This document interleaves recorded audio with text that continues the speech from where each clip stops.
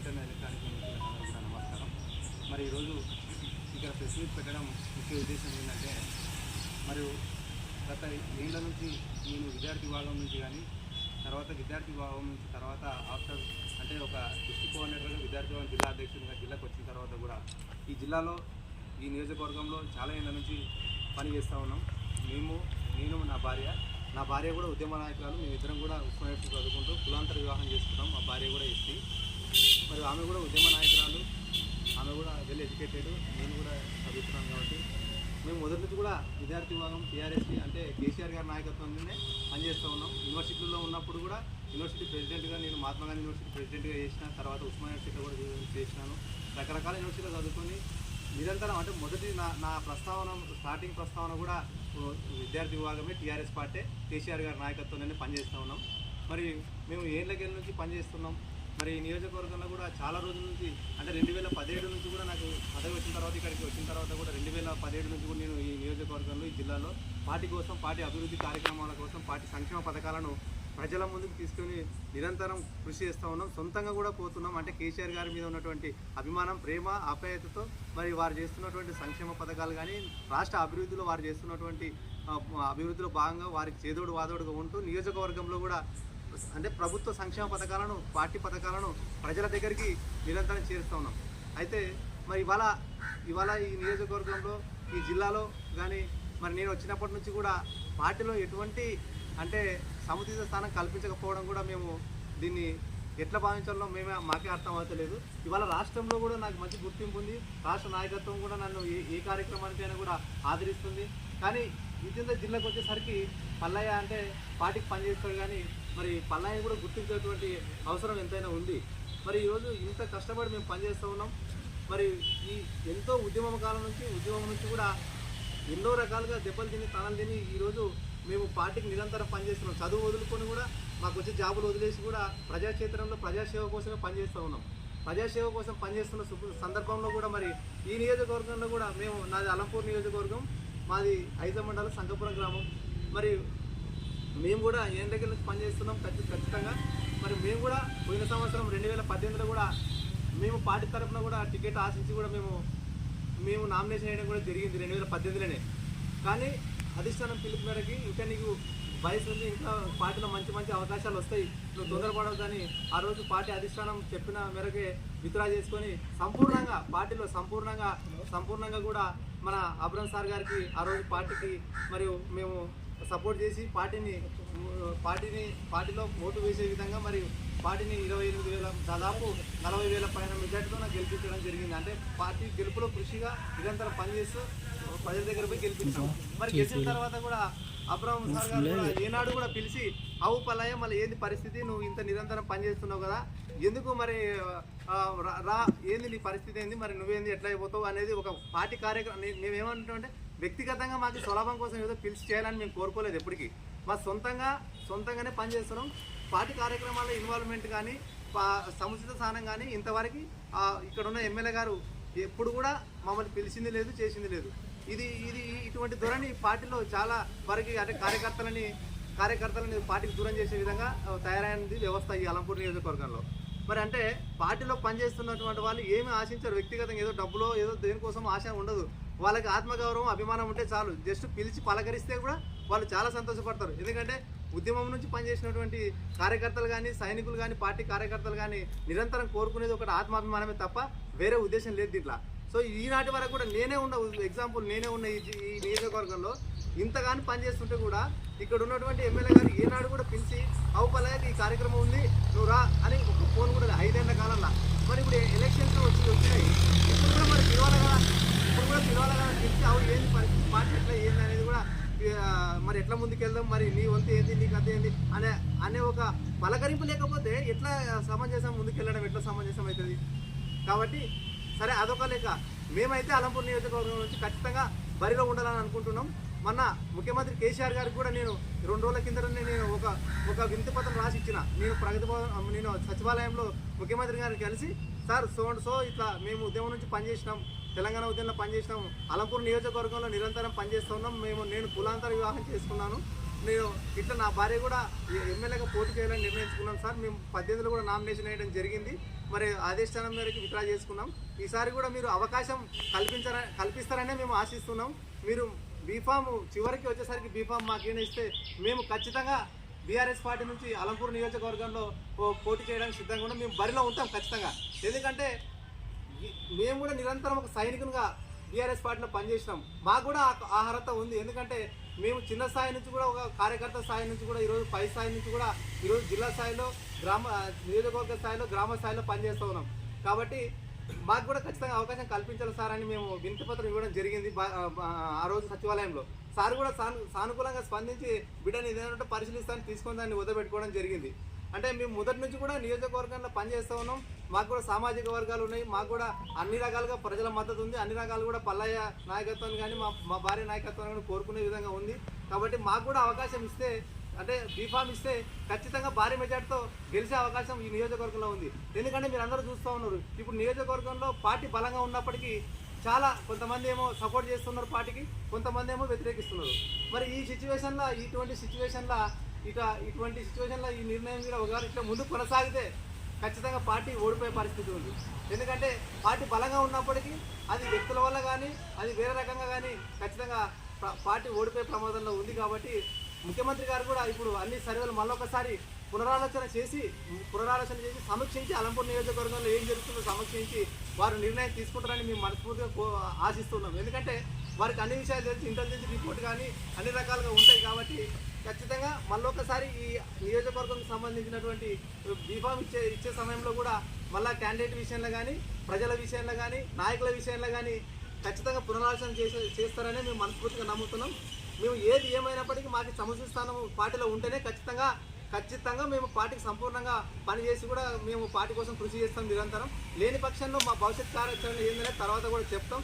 ఎందుకంటే ఇప్పుడు మ్యాక్సిమం ఖచ్చితంగా అయితే మేము ఏమనుకుంటున్నామంటే సీఎం కేసీఆర్ గారు చివరి వరకు కూడా మాకు న్యాయం చేస్తాడనేదే, మాకే బీఫామ్ ఇస్తాడనేది కూడా మేము నమ్ముతా ఉన్న ప్రగాఢంగా. ఎందుకంటే ఉద్యమంలో విద్యార్థులకు ఎంతోమందికి ఎన్నో అవకాశాలు ఇచ్చినాడు. ఈరోజు బాలక సుమన్ కానీ గాదర్ కిషోర్ కానీ చాలామంది వాళ్ళ సరసన పనిచేసినటువంటి వ్యక్తిని నేను, మా ప్రెసిడెంట్ గెల్లు శ్రీనివాస్ యాదవ్ కానీ ఈరోజు ఉద్యమ నాయకులకి విద్యార్థులకి ఎన్నో పదవులు కార్పొరేషన్ చైర్మన్లు ఎమ్మెల్యేలు ఎంపీల పదవులు ఇచ్చినటువంటి చరిత్ర ఈ బీఆర్ఎస్ పార్టీకి ఉంది. కాబట్టి అదే కోణంలోనే మేమిద్దరం యూనివర్సిటీ విద్యార్థి నాయకులం. కాబట్టి ఖచ్చితంగా ఇవాళ కేటీఆర్ గారు కూడా ఖచ్చితంగా మమ్మల్ని ఆశీర్వదిస్తారు. మంత్రి నిరంజన్ రెడ్డి గారికి కూడా చెప్పడం జరిగింది. మేము ఖచ్చితంగా అయితే ఈ సంవత్సరం ఎన్నికల్లో బీఆర్ఎస్ పార్టీ నుంచి పోటీ చేస్తామని చెప్పడం జరిగింది. మేము ఒక 5 ఏళ్ళ నుంచి కూడా ఈ ప్రపోజల్లోనే ఉన్నాం. మేము ఈరోజు కొత్తగా ఏమి అడగట్లేదు. మేము ఖచ్చితంగా మేము ఉంటాం సార్ అని కూడా చెప్పినాము.